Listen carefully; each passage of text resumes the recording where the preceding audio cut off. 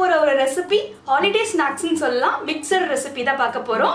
South Indian mixer செய்யறதுக்கு நாம first omapodi செஞ்சுக்கலாம். ஓமப்பொடி ரெசிபி ஆல்ரெடி எங்க வீடியோல நாங்க அப்லோட் பண்ணிருக்கோம். உங்களுக்கு லிங்க் வேணும்னா நாங்க டிஸ்கிரிப்ஷன் பாக்ஸ்ல கொடுக்குறோம். மிக்சர்ல சேர்க்கிற ஓமப்பொடியில வந்து நம்ம ஓமம் சேர்க்க தேவையில்லை. உங்களுக்கு வேணும்னா நீங்க சேர்த்துக்கலாம். கடலை மாவு 1 கப் எடுத்திருக்கேன், அதை இதுல ஆட் பண்ணிக்கிறேன். கடலை மாவு 1 கப்புனா 1/4 கப் அரிசி மாவு போட்டுக்கலாம்.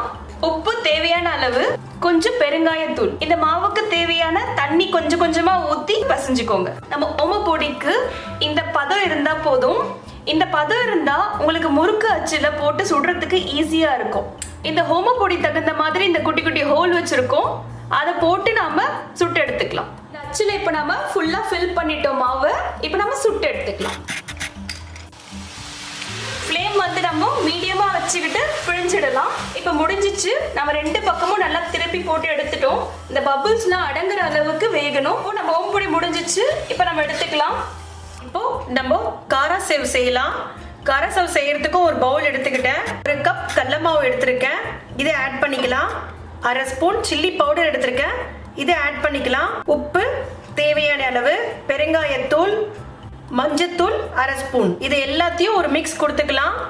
அப்புறம் தண்ணி கொஞ்சம் விட்டு விட்டு மிக்ஸ் கொடுத்துட்டே இருக்கலாம். நல்லா பீட் பண்ணியாச்சு. இந்த மாதிரி இருக்கணும், அப்பதான் காராசேவ் நல்லா வரும். கட்டிங் இல்லாம நல்லா பீட் பண்ணிக்கணும். இப்போ நம்ம சுட ஆரம்பிச்சிடலாம். அதே எண்ணெய் கடாயில ஜலிகண்டி வச்சிருக்கேன். கலக்கி வச்சிருந்த அந்த பேட்டரை எடுத்து இப்படி ஊத்திக்கலாம். காராசேவ் நல்லா குண்டு குண்டா வருது. இப்போ நம்ம எடுத்துடலாம். இதே மாதிரி எல்லா காராசேவையும் சுட்டு எடுத்துடலாம். இதுல கொஞ்சோண்டு பேட்டர் இருக்கு.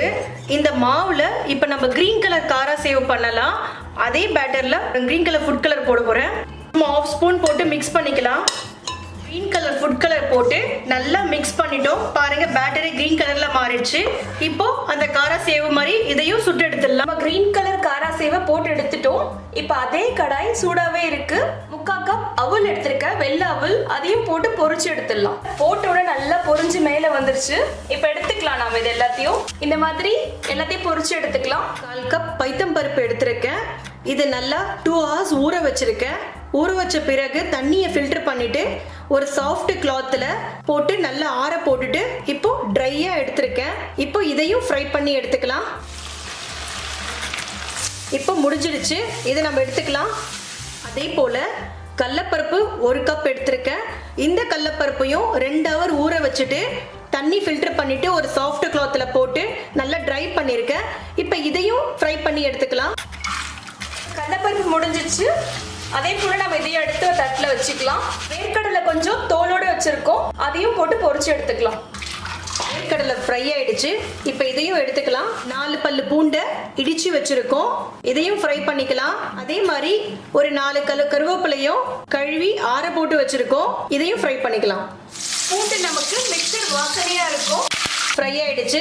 இப்போ எடுத்து இதை பேப்பர்ல போட்டுக்கலாம். மிக்சர் எல்லாமே நம்ம ஃப்ரை பண்ணி வச்சுட்டோம். இப்போ எல்லாத்தையும் நம்ம மிக்ஸ் பண்ண ஆரம்பிச்சிடலாம். ஃபர்ஸ்ட் ஓமப்பொடி போட்டுக்கலாம். எல்லாமே நாம பொடி பண்ணிக்கலாம். அவல், பைத்தம் பருப்பு இதையும் போட்டுக்கலாம். கடலைப்பருப்பு அதையும் ஆட் பண்ணிக்கிறேன். வேர்க்கடலை, ஃப்ரை பண்ண இந்த பூண்டு, கருவேப்பிலை.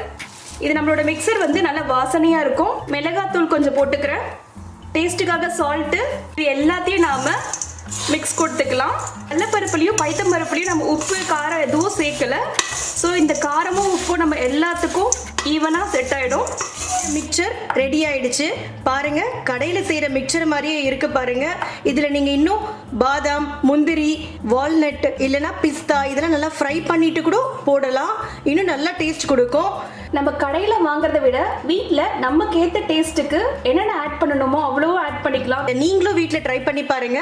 உங்களுக்கு பிடிச்சிருந்தா லைக் பண்ணுங்க, ஷேர் பண்ணுங்க, சப்ஸ்கிரைப் பண்ணுங்க. தேங்க்யூ.